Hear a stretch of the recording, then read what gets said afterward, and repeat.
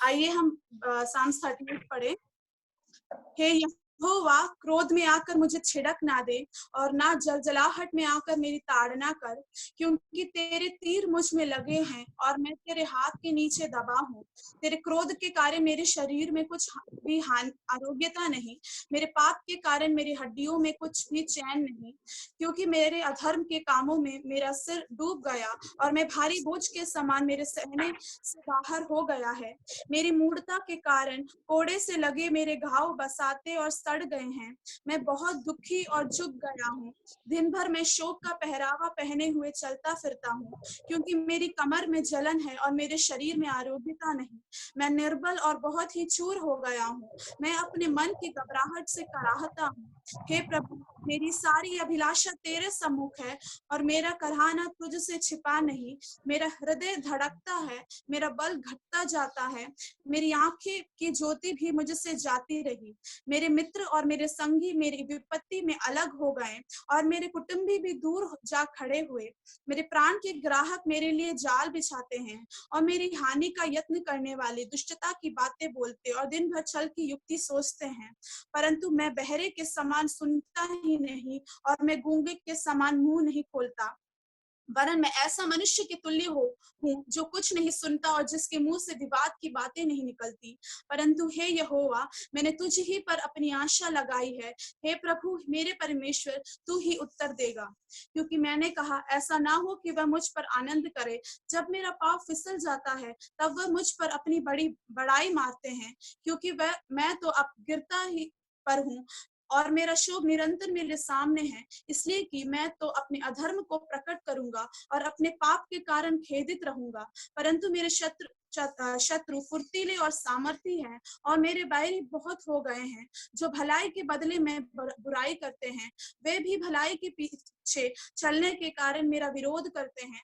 ये हे यहोवा, मुझे छोड़ ना दे। हे मेरे परमेश्वर, मुझसे दूर ना हो। हे यहोवा, हे मेरे उद्धारकर्ता, मेरी सहायता के लिए फुर्ती कर। सबको जय मसीह की। भजन संगीता लिखने वाला दाऊद अपने शारीरिक दर्द में पीड़ित रहने के समय पर लिखा गया भजन संगीता है, भजन संगीता 38। इस भजन संगीता में 22 वचन हैं। इस भजन संगीता को हम 3 भागों में बांटकर पढ़ सकते हैं और समझ सकते हैं। पहला भाग उसका 1 से 10 तक के वचन, जिसमें दावीद को अपने शरीर की पीड़ा की अवस्था के बारे में लिखा है। दूसरा भाग उसके 11 से 20 तक के वचन, जिसमें दावीद को अपने शत्रुओं के कारण हुए टेंशन के बारे में लिखा है। और तीसरा भाग उसका 15, 21 और 22वां वचन, जिसमें दावीद परमेश्वर की ओर आशा लगाए हुए प्रार्थना कर रहा है, वो लिखा गया है। आइए हम पहला वचन पढ़े, जिसमें दावीद कहता है, हे यहोवा, क्रोध में आकर मुझे छिड़क ना दे और ना जलजलाहट के में आकर मेरी ताड़ना कर। शरीर में बीमार सहन करके दावीद कह रहा है प्रभु से, मेरे पापों के कारण, मेरे रोगों के कारण आपका क्रोध आया है। इसलिए हे यहोवा, आपके क्रोध में आकर मुझे छिड़क ना दे और ना जलजलाहट में आकर मेरी ताड़ना कर। दावीद कहता है, मेरे पापों के कारण, मेरे अपराधों के कारण ये रोग आया है। पाप से रोग, रोग से मृत्यु इस दुनिया में आया है। दावीद परमेश्वर का चुना हुआ एक अभिषिक्त था। फिर भी पर दावीद ने जब अपने शरीर में जब उसने एक पाप किया, तो उसने अपने पाप को पूरी तरीके से परमेश्वर के सम्मुख में रखा। अपने आप को पूरी तरीके से रखकर अपने पापों को पूरी तरीके से परमेश्वर के आगे अंगीकार किया। जब उसने जैसे हम उसके तीसरे और चौथे वचन में पढ़ सकते हैं, दाऊद कहता है, मेरे पाप के कारण मेरी हड्डियों में कुछ भी चैन नहीं, मेरे अधर्म के कामों के मेरा सिर डूब गया है और मेरे मूढ़ता के कारण कोड़े से लगे मेरे घाव बसाते और सड़ गए हैं। इस दुनिया के लोगों के देखे तो अगर किसी के जीवन में कुछ हानि हो तो वो दूसरों को दोष लगाते हैं, पर दावीद कहता है, मेरे पाप के कारण, मेरे अधर्म के कारण, मेरे मूढ़ता के कारण मैं पीड़ित हूँ। लोग दुनिया के लोगों के जैसे नहीं, हम जैसे दाऊद ने परमेश्वर के सम्मुख अंगीकार किया, वैसे हमें परमेश्वर के सामने अंगीकार करना है, अपने पापों को अंगीकार करना है, तब परमेश्वर हमको क्षमा करेगा। परमेश्वर को मानने वालों को, यीशु मसीह को ग्रहण करने वालों को परमेश्वर ज्यादा समय के लिए बीमार की अवस्था में रहने नहीं देता। जैसे यीशु मसीह के सामने भी आए अनेक बीमारों को यीशु मसीह ने उनके विश्वास को देखकर चंगा किया है। जो हम मरकुस के सुसमाचार 5वें अध्याय में हम पढ़ सकते हैं कि यीशु मसीह के सामने 12 साल से लहू बहने के रोग से पीड़ित एक स्त्री आई और यीशु मसीह ने उसके विश्वास को देखकर उसको चंगा किया। उसके मरकुस 5:34 में हम देख सकते हैं, यीशु ने कहा, पुत्री, तेरे विश्वास ने तुझे चंगा किया है, कुशल से जा और अपनी बीमारी से बची रहे। इसके साथ ही मार्कुस 1:40वें वचन में भी हम पढ़ सकते हैं, कोढ़ से पीड़ित एक व्यक्ति यीशु मसीह के पास आकर कहता है, हे प्रभु, यदि तू चाहे तो मुझे चंगा कर सकता है। यीशु मसीह ने उस आदमी के विश्वास, उस कोढ़ से पीड़ित उस आदमी के विश्वास को देखकर उसको चंगा किया। ऐसे ही कई अनेक बीमार से पीड़ित हुए अनेक बीमारों को परमेश्वर ने, यीशु मसीह ने उनके विश्वास को देखकर चंगा किया है। दावीद इस पीड़ से, इस रोग के बंधन में पड़े हुए भी, दावीद का पूरा भरोसा, दावीद का पूरा आश्रय और विश्वास परमेश्वर के ऊपर ही था। इसलिए उसने 2 से 10 तक के वचन में हम दावीद इस बीमार से पीड़ित रहने के समय पर एक क्या भयानक अवस्था से वो पीड़ित था, वो हम देख सकते हैं इस भजन संगीता 2 से 10 तक के वचनों में। दावीद कहता है, परमेश्वर के तीर मुझे लगे हैं, मेरे शरीर में कुछ आरोग्यता नहीं और मेरी हड्डियों में चैन नहीं, मेरे घाव सड़ गए हैं, मैं दुख से झुक गया हूँ, कमर में जलन और शरीर में चंगाई नहीं, मेरा बल चूर हो गया है और मैं निर्बल बन गया हूँ, मैं अपने मन की घबराहट से कराहता हूँ, अब आंखों से ज्योति भी जाती रही। हम दावीद की इन बातों से समझ सकते हैं कि दावीद को अपने शरीर के दर्द कितना बड़ा था। दावीद 6वें और 8वें वचन में कहता है कि मैं शोक से पहरावा पहने हुए चलता फिरता हूँ और कराहता हूँ। पर इन सब के बीच में भी दावीद परमेश्वर की ओर देखा। दावीद का पूरा भरोसा और दावीद का पूरा आशा यहोवा ही पर था। क्या आप बीमार से पीड़ित होकर व्याकुल हो क्या? क्या आप नहीं हटने वाली बीमारी से आंसू बहा रहे हो क्या? प्रियो, परमेश्वर का वचन पढ़ोगे तो भरोसा, विश्वास बढ़ेगा और यीशु मसीह के पास आओगे तो यीशु मसीह चंगा करने वाला सर्वशक्तिमान परमेश्वर है। हम अगर हिजकिय्याह राजा के बारे में हम देख सकते हैं, जो उसके दूसरा राजा की किताब 20 के 2-3 वचनों में हम देख सकते हैं कि हिजकिय्याह राजा जब रोग से पीड़ित होकर, जब वो बिस्तर में मरने ही पर था, तो हिजकिय्याह राजा ने यहोवा से विनती किया। जो सेकंड राजा 20 के 3 वचन में लिखा है, हिजकिय्याह कहता है, हे यहोवा, मैं विनती करता हूँ, स्मरण कर कि मैं सच्चाई और खरे मन से अपने को तेरे सम्मुख जानकर चलता आया हूँ और जो तुझे अच्छा लगता है वही मैं करता हूँ। मरने की अवस्था में पड़े हुए हिजकिय्याह राजा की ये विनती यहोवा ने सुन लिया। रोग से पीड़ित हुए हिजकिय्याह राजा की ये विनती प्रभु ने सुन लिया और उसको चंगा किया और उसकी आयु 15 साल और बढ़ा दी। ये सब बातें परमेश्वर के इस पवित्र शास्त्र बाइबल में क्यों लिखा है? मेरे लिए और आपके लिए लिखा है, ताकि हम ये वचन पढ़े और समझे और ग्रहण करें और हमारे विश्वास को और बलवंत करें। विश्वास से वचन पढ़ोगे तो परमेश्वर हमें छुटकारा देने वाला परमेश्वर है। विश्वास से वचन पढ़ोगे तो हमारी आत्मा को बल देने वाला परमेश्वर है। दावीद को परमेश्वर ने चंगा किया, वही परमेश्वर हमको भी चंगा करेगा। हमारे इस जूम में भी, हमारे इस मीटिंग में भी एक गवाही है, जो हमारे इरन्ना अंकल और उनकी वाइफ का हम गवाही देख सकते हैं। उनके जीवन में भी आशा नहीं था, उनके जीवन में भी दुख था, पर जब उन्होंने परमेश्वर को जाना, यीशु मसीह को अपने जीवन में ग्रहण किया, तो उन्होंने परमेश्वर ने, यीशु मसीह ने उनके जीवन में अनुग्रह किया। 17 साल से जो वो दुख में थे, वो परमेश्वर ने उनको अनुग्रह दे रहे हैं। उनको जो बच्चा नहीं था, परमेश्वर उनको आशीष दे रहे हैं। ऐसा अनुग्रह करने वाला परमेश्वर है। विश्वास करने वालों को लज्जित करने वाला परमेश्वर नहीं। हम इस भजन संगीता के दूसरे भाग के 11वां वचन हम पढ़ेंगे, जो कहता है, दावीद कहता है, मेरे मित्र और मेरे संगी मेरे विपत्ति में अलग हो गए हैं और मेरे कुटुंबी भी दूर जा खड़े हैं। दावीद एक राजा है, फिर भी उनके उनके कुटुंबी, उनके मित्र, उनके संगी उनसे दूर खड़े हुए हैं, उनके पास अच्छे मन से नहीं आते हैं।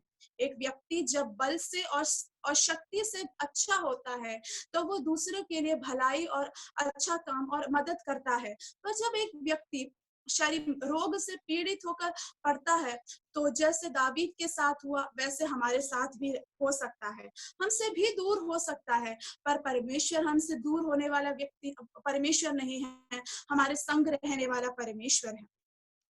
उसके 12वां वचन में दावीद कहता है, मेरे प्राण के ग्राहक मेरे लिए जाल बिछाते हैं और मेरी हानि का यत्न करने वाले दुष्टता की बातें बोलते हैं और दिन भर छल की युक्ति सोचते हैं। दावीद एक राजा है। एक राजा की मृत्यु के बाद उसकी राजगद्दी उसका बेटा लेता है या वो राजगद्दी कोई और छीन लेता है। इसलिए दावीद कहता है, मेरे प्राण के ग्राहक मेरे लिए जाल बिछाते हैं, मेरी हानि का यत्न करते हैं और दिन भर छल की युक्तियां सोचते रहते हैं। पर इन सब के ऊपर परमेश्वर का वायदा दावीद के साथ था, जो हम उसके दूसरा इतिहास के किताब 17 के 14 में हम पढ़ सकते हैं कि परमेश्वर का एक वायदा दावीद के साथ था। परमेश्वर कहता है, वरन मैं उसको अपने घर और अपने राज्य में सदैव स्थिर रखूंगा और उसकी राजगद्दी सदैव अटल रहेगी। परमेश्वर वायदा करने वाला परमेश्वर, वायदाओं को पूरा करने वाला सर्वशक्तिमान परमेश्वर है। जैसे परमेश्वर ने दावीद को संभाला, वैसे हमको भी संभालने वाला परमेश्वर है। हमारे लिए भी जाल बिछाने वाले हो सकते हैं, हमारे लिए भी हानि का यत्न करने वाले लोग हो सकते हैं, हमारे लिए भी दिन भर छल की युक्तियां करने वाले लोग हो सकते हैं। पर उन सब के बीच में भी जैसे परमेश्वर ने दाऊद को संभाला, हमको भी संभालने वाला परमेश्वर है। हम पहले शमूएल की किताब 25 वर्स 29 में हम देख सकते हैं कि अबीगैल दाऊद के विषय में गवाही देती है कि अबीगैल कहती है, यद्यपि एक मनुष्य तेरे पीछा करने और तेरे प्राण के ग्राहक होने के उठा है, तो भी मेरे प्रभु का प्राण तेरे परमेश्वर यहोवा के जीवन रूपी गठरी में बंधा रहेगा और तेरे शत्रुओं के प्राणों को वह मानो गोफर में रखकर फेंक देगी। परमेश्वर की अनुमति के बिना परमेश्वर यीशु मसीह को ग्रहण करने वाले व्यक्ति के, एक पवित्र जन के जीवन में कुछ नहीं हो सकता। चाहे बीमारी की अवस्था हो, चाहे शत्रुओं के बीच में पड़े हुए अवस्था हो, उन सब के बीच में भी परमेश्वर को ग्रहण करने वाले व्यक्ति के जीवन में कुछ हानि नहीं हो सकती, जब तक प्रभु यीशु मसीह की इच्छा के बगैर। जैसे हमने पढ़ा कि दावीद कह रहा है कि मेरे शत्रु, मेरे प्राण के ग्राहक मेरे लिए यत्न कर रहे हैं, मेरे लिए जाल बिछा रहे हैं। दावीद ये सब बातें जानते थे। दावीद एक राजा था, पर दावीद राजा चाहे तो 1 मिनट के अंदर अपने अंगरक्षकों, अपने सिपाहियों से बोलकर अपने उन शत्रुओं को मरवा सकता था, पर दावीद ने ऐसा नहीं किया। आपको मालूम है दावीद ने क्या किया, अपने शत्रुओं का क्या उत्तर दिया, अपने शत्रुओं को क्या प्रतिबल दिया, ये आपको पता है। उसको हम 38 चैप्टर के 13 और 14 वचन हम पढ़ेंगे तो हम वहां समझ सकते हैं कि दाऊद अपने शत्रुओं को क्या उत्तर दिया। दाऊद कहता है, परंतु मैं बहरे के समान सुनता ही नहीं, मैं गूंगे के समान मुंह नहीं खोलता, वरन मैं ऐसा मनुष्य के तुल्य हो गया हूँ जो कुछ नहीं सुनता और जिसके मुंह में विवाद की कोई बात नहीं निकलती। दावीद राजा चाहे तो उनको मरवा सकता था, लेकिन दावीद जिसमें परमेश्वर का अपवित्र आत्मा वास करता है, वो गूंगे के समान चुप रहा, बहरे के समान कुछ सुना नहीं। क्यों? क्योंकि दावीद उनसे बदला नहीं लिया। वहां इस दावीद ने ऐसा किया तो परमेश्वर ने वहां पर कार्य किया। और क्योंकि परमेश्वर का वचन हम एक निर्गमन की किताब 14 के 14 में पढ़ सकता है, यहोवा आप ही तुम्हारे लिए लड़ेगा, इसलिए तुम चुपचाप रहो। इस वचन के अनुसार दावीद चुपचाप रहा और दावीद के चुप रहने से परमेश्वर ने वहां पर कार्य किया। दावीद को उन शत्रुओं से बचाकर परमेश्वर ने दावीद को छुटकारा दिया। ऐसा सर्वशक्तिमान परमेश्वर है हमारा परमेश्वर। इस भजन संगीता के 3रा अध्याय उसके 15, 21 और 22वां वचन ऐसे दावीद कहता है, हे यहोवा, मैंने तुझ ही पर अपनी आशा लगाई है। हे प्रभु मेरे परमेश्वर, तू ही उत्तर देगा। हे यहोवा, मुझे छोड़ ना दे। हे मेरे परमेश्वर, मुझसे दूर ना हो। हे यहोवा, हे मेरे उद्धार करता, मेरी सहायता के लिए फुर्ती कर। हर दर्द में भी परमेश्वर के दास, इस भजन संगीता लिखने वाले दाऊद परमेश्वर की ओर देखा। दाऊद के जीवन में रोग का बंधन था, शत्रुओं के बीच में भी, हर एक टेंशन के बीच में भी दाऊद परमेश्वर की ओर देखा। परमेश्वर पर शरण लेने वाले दाऊद को परमेश्वर ने संभाला, परमेश्वर ने उसको छुटकारा दिया। मेरे सुनने वाले भाई बहनों, आपके जीवन में भी और हमारे जीवन में भी शारीरिक परेशानी, पारिवारिक समस्या हो सकती है, बीमार से हम पीड़ित हो सकते हैं, पर हर एक अवस्था में हमें छुटकारा देने वाला परमेश्वर है। हमारे जीवन में जितना भारी समस्या हो, उतना ज्यादा हम प्रार्थना करें। दावीद के जीवन में रोग था, शत्रुओं के बीच में था, टेंशन था उसकी जिंदगी में, पर उसने, दावीद ने परमेश्वर की ओर देखा, क्योंकि दावीद का पूरा भरोसा और पूरा आशा यहोवा ही पर था। जो हम उसके 15 वचन में दाऊद कहता है, हे यहोवा, मैंने तुझी पर अपनी आशा लगाई है। हे प्रभु, मेरे प्रभु, तू ही उत्तर दे।